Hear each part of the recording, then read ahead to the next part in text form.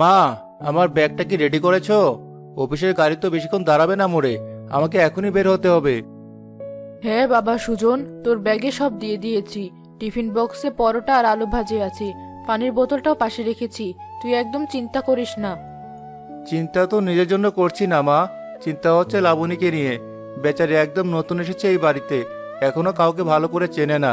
গ্রামের পরিবেশটা ওর কাছে নতুন। আমি এভাবে 7 দিনের জন্য বাইরে যাচ্ছি, ও যদি একা বোধ করে। পাগল ছেলে আমার, তুই মাকে কি এতই পর ভাবিস? লাবণী কি শুধু তোর বউ? ও তো এখন আমার মেয়ে। তুই থাকিস বা না থাকিস, ও আমার চোখের মনি হয়েই থাকবে। মা, আপনি আমাকে নিয়ে একদম ভাববেন না, আমি মানিয়ে নিতে পারবো। তবুও মা, তুমি তো জানো ও শহরের মেয়ে, গ্রামের কাজকর্মে অতটা অভ্যস্ত না। তুমি একটু বুঝিয়ে শুনিয়ে রেখো, যেন ওর কোনো কষ্ট না হয়।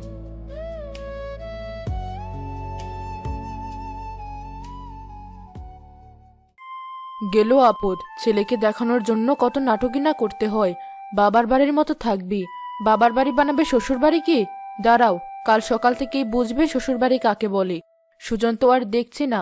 এবার তোমাকে দিয়ে যদি বাড়ির উঠান থেকে গোয়ালঘর পর্যন্ত নাম উঠিয়েছি, তবে আমার নামও শেফালি নয়। নবাবজাদি এসেছেন পায়ের উপর পা তুলে খেতে। কাল সকাল হোক, তারপর দেখাচ্ছি মজা।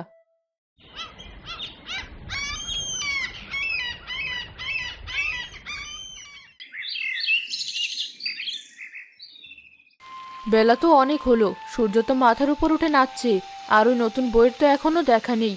আমি বুড়ো মানুষ সকাল 6টায় উঠে ঘর ঝাড়ু দিলাম, বাসি কাজ করলাম, এখন রান্নাও চড়ালাম।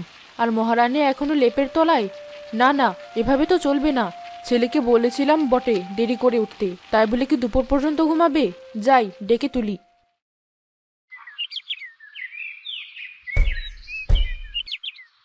বৌমা, কানে কি তুলো দিয়ে ঘুমাচ্ছ? বেলা কয়টা বাজে খেয়াল আছে?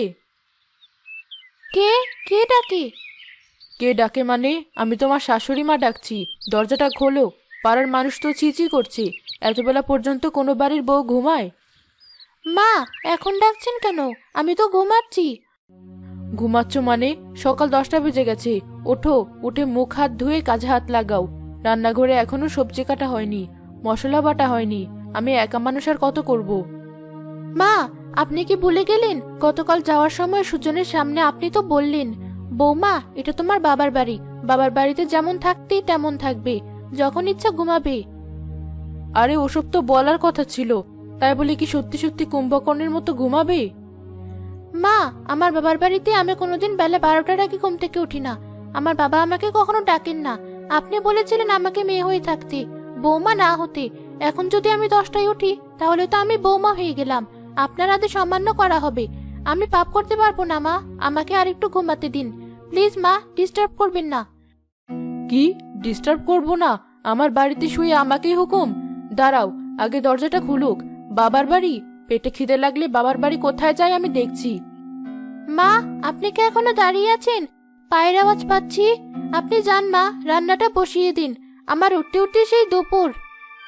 ঠিক আছে, ঘুমাও তুমি। খিদের জ্বালায় যখন পেট চৌচো করবে তখন বুঝবে মজা। আমি চললাম রান্নাঘরে।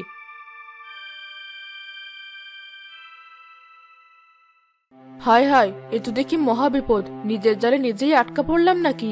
সুজনের সামনে একটু ভালো সাজতে গিয়ে এখন নিজের ঘাড়েই সব কাজ এসে পড়লো।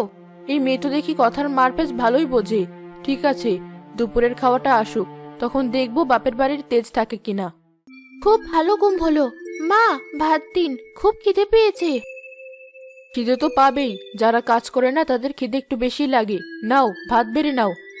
আমি পারবো কেন মা? বাবার বাড়িতে তো মাই আমাকে প্লেটে ভাত বেড়ে দেন। আমি তো কখনো নিজের হাতে ভাত বাড়ি না। আপনি তো বলেছিলেন বাবার বাড়ির মতো থাকতে। দিন, বেড়ে দিন।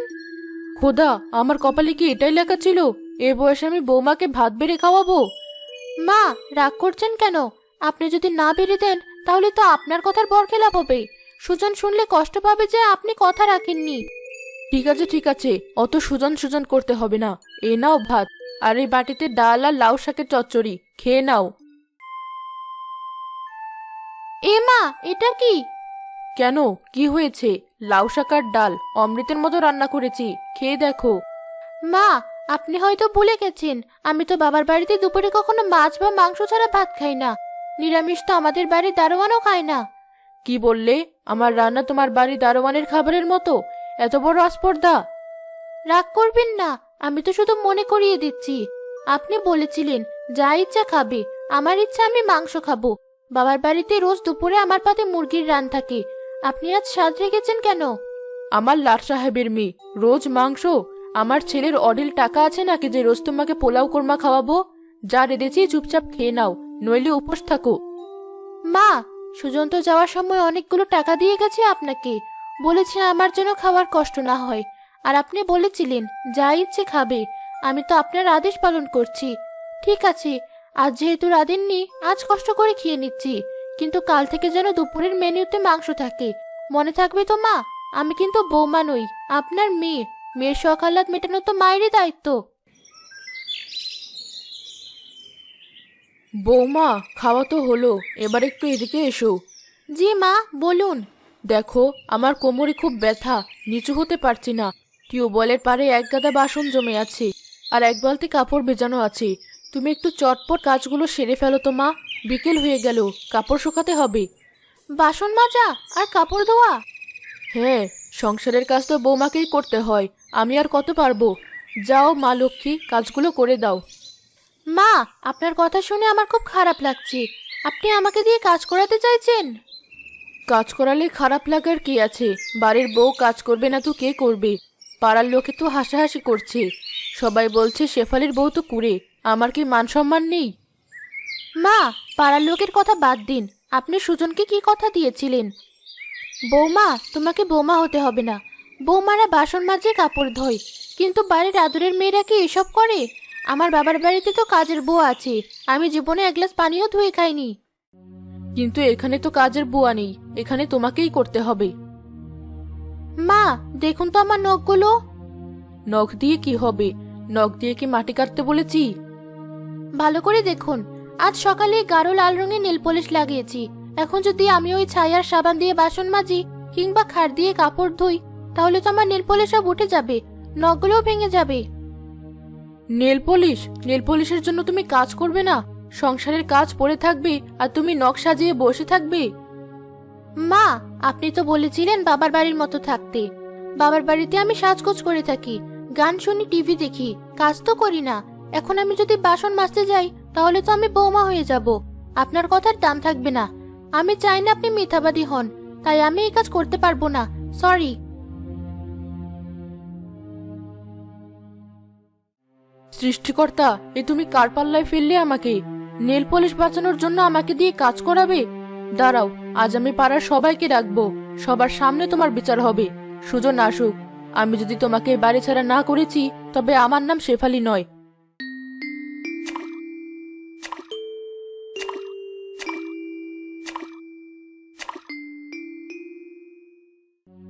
ও মা, শেফালি আপা না? তুমি এই পরন্ত বিকেলে পুকুর ঘাটে এতগুলো কাপড় কাচ্ছো? তোমার না নতুন বৌমা এসেছে, সে কোথায়? আর বলো না বোন, কপালে সুখ না থাকলে যা হয়। নতুন বউ ঘরে এনেছি নাকি শনি এনেছি বুঝতে পারছি না। কেন আপা, কি হয়েছে? বউ কি দেখতে ভালো না? দেখতে তো পরীর মতো, কিন্তু স্বভাবে পেতনি। বিশ্বাস করবি না বোন, আজ সকাল 11টা পর্যন্ত ঘুমিয়েছে, তারপর উঠে বলে মাংস ছাড়া ভাত খাবে না। আর এখন বলে তার নখে নেল পলিশ লাগানো, তাই সে কাপড় ধুতে পারবে না, আমাকে দিয়ে সব কাজ করাচ্ছে। হায় হায়, বলো কি আপা, এসব কি শুনছি? শাশুড়ি কাপড় কাচে আর বউ নেল পলিশ লাগিয়ে বসে থাকে? এ তো ঘোর অন্যায়ের কথা। অন্যায় বলে অন্যায়? আমি তো মরে যাচ্ছি খাটতে খাটতে। সুজনতা বাড়ি নেই, তাই এই সুযোগে মেয়েটা আমার উপর অত্যাচার চালাচ্ছে। কিন্তু আপা, একটা কথা বলি, তুমি মনে কিছু করো না। সেদিন সুজন যাওয়ার সময় তো আমি গেটের বাইরেই ছিলাম। শুনলাম তুমি নাকি বউকে বলেছ বাবার বাড়ির মতো থাকো, কাজ করতে হবে না, যা খুশি করো। তুমি তো আশকারা দিয়ে মাথায় তুলেছ, এখন ভোগো। আরে বোন, ওসব তো মুখের কথা। শাশুড়িরা কি বউকে খুশি করতে একটু মিষ্টি কথা বলে না? তাই বলে কি সেই কথা ধরে বউ কাজ ছেড়ে মাথায় চড়ে বসবে? আমি ভেবেছিলাম ভদ্রতা করে বলেছি, ও ভদ্রতা করে বলবে না মা আমিই করব, কিন্তু এতে দেখি বেহায়ার এক শেষ। আজকালকার মেয়েরা খুব শেয়ানা আপা, তোমার মুখের কথাই তোমাদেরকে ঘুরিয়ে দিয়েছে। এখন উপায়? উপায় একটা আছে, সুজন ফিরুক, ছেলের কাছে এমন নালিশ দেব যে ছেলে আমার লাঠি নিয়ে বউকে সোজা করবে। আমার ছেলে তো আর বউয়ের আঁচল ধরা নয়, মায়ের কষ্ট দেখলে সে কি সহ্য করবে? তা ঠিক, সুজন ছেলেটা ভালো। দেখো বাপু, আবার সংসারে অশান্তি বাঁধিয়ে ফেলো না। তবে বউয়ের একটু শিক্ষা হওয়া দরকার। শিক্ষা আমি দেব, হারে মধ্যে শিক্ষা দেব। শুধু সুজনটা আসুক।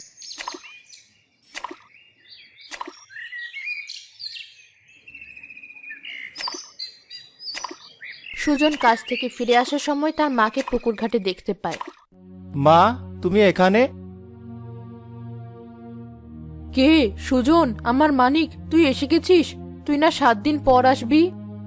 কাজ তাড়াতাড়ি শেষ হয়ে গেল তাই চলে এলাম। ভাবলাম তোমাদের সারপ্রাইজ দেব। কিন্তু মা, তুমি এখানে কাপড় কাচ্ছো কেন? লাবণী কোথায়? বাড়িতে এত কাজ থাকতে তুমি বুড়ো বয়সে ঘাটে এসেছো? বাবা, তুই আসবে জানলে কি আর আমি অপমান সহ্য করি? আমার কপালটাই পোড়া বাবা। অপমান? কে অপমান করেছে তোমাকে? কি হয়েছে মা, খুলে বলো। আর বলিস না, তোর বউকে বললাম, বৌমা আমার শরীরটা ভালো নেই, তুমি একটু কাপড়গুলো ধুয়ে দাও। আর সে মুখের উপর বলে দিল তার নখে নেল পলিশ লাগানো, সে কাজ করতে পারবে না। কি? নীল পলিশের জন্য কাজ করবে না? শুধু কি তাই, আজ দুপুর পর্যন্ত ঘুমিয়েছে। আমি ডেকে তুলতে গেলাম, আমাকে ধমক দিয়ে দিল। দুপুরে আমি রান্না করলাম, আমার রান্না নাকি তার বাড়ির দারোয়ানের খাবারের মতো। মাংস রাঁধুনি বলে কত কথা শোনালো, আমাকে দিয়ে ভাত বেড়ে খাওয়ালো। আমি আর পারছি না সুজন, তুই আমাকে বৃদ্ধাশ্রমে দিয়ে আয়। তবু এই বউয়ের সাথে আমি আর থাকতে পারবো না। এত বড় সাহস! আমি লাবণীকে এত ভালো জানতাম, আর সে আমার মায়ের সাথে দাসীর মতো ব্যবহার করছে। চলো মা বাড়িতে, আজ আমি এর একটা ভিত করেই ছাড়বো। চলো বাবা, আজ বাছাধন ধরা পড়েছে। দেখবো এবার বাপের বাড়ির গল্প কে শোনায়।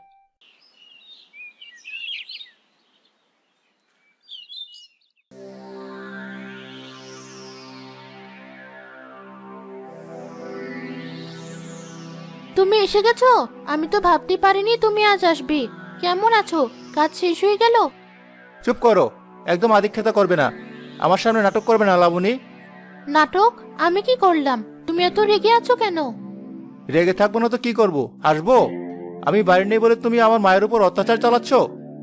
অত্যাচার? আমি মায়ের উপর অত্যাচার করেছি? কে বললো? মা নিজের মুখে বলেছে তুমি নাকি দুপুর পর্যন্ত ঘুমাও, মাকে দিয়ে রান্না করাও, ভাতের থালা এগিয়ে দাও না। মা অসুস্থ শরীরে পুকুর ঘাটে কাপড় কাচ্ছে, আর তুমি এখানে বসে নেল পলিশ দিচ্ছ। এগুলো কি তোমার বাবার বাড়ির শিক্ষা? সুজন, তুমি একটু শান্ত হও। আমাকে বা আমার বাবার বাড়ি তুলে কথা বলবে না। আমি যা করেছি সব তোমার মায়ের আদেশেই করেছি। মিথ্যে কথা।